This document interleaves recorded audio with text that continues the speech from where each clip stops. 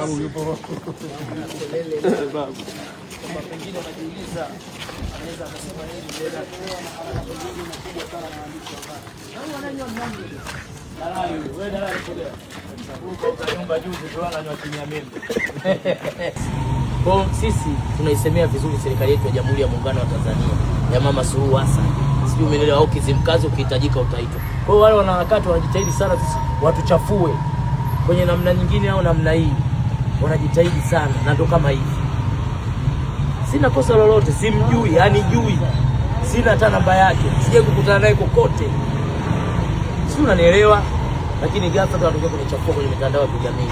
Kutokana naona na upendo wetu tunapopenda serikali yetu na tuna misimamo. Si unanielewa? Kwa hiyo mimi namuona huyu ni mtu mjinga na nataka niombe wanahabari, natoa fundisho ili hata kwa mwingine akija kumfanyia mtu mwingine kama hivi ni kosa kubwa. Ajutie.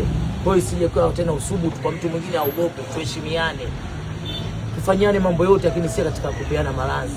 Na unahakikisha wananchi kuwaaminisha. Najua wengi hawezi kuwaaminisha, wengine wataamini, wengine hii. Kwa hiyo leo yule nataka nimfundishe ili watu wasije kumwamini tena. Wajue kabisa kwa yule mwanaharakati ni mchochezi na muuaji. Si unanielewa na habari? Maisha yangu yote simjui hata kichogo chake kikoje. Na mimi ndio langu la mwisho aliponichafua nilimpata DM. Nikamwambia wewe kichogo una lolote. Sawa bwana, unitishi chochote. Kichogo kama kengele ya Sabato ndio kisa kilianzia hapo. Kwa nini unaniambia mimi kichogo? Kataaruki. Ndio akaanza kutiririka. Nitakuonyesha, sijui nitakupa nini. Mimi sijui nini, vitu vingi ujue, mimi sijui kusoma. Wapo watu wanasema, yaani nina mkeka wake. Haina budi kuwaonyesha. Lakini nina mkeka wake mkubwa sana. Ndio, mjomba lakini anasema ameshawahi kwenda kuchukua dawa hospitali moja. Maisha yangu yote simjui wala anijui. Simjui wala anijui maisha yake yote. Sijui umenielewa? Sijai kukutana naye kokote. Oya mimi babu ujue. Wajukuu wengi wananifahamu. Mimi mtu yote nikikutana naye hata muuza karanga lazima nipige naye picha. Kwa hiyo uthibitisho wake mwambie aonyeshe tu picha yuko na duka magari.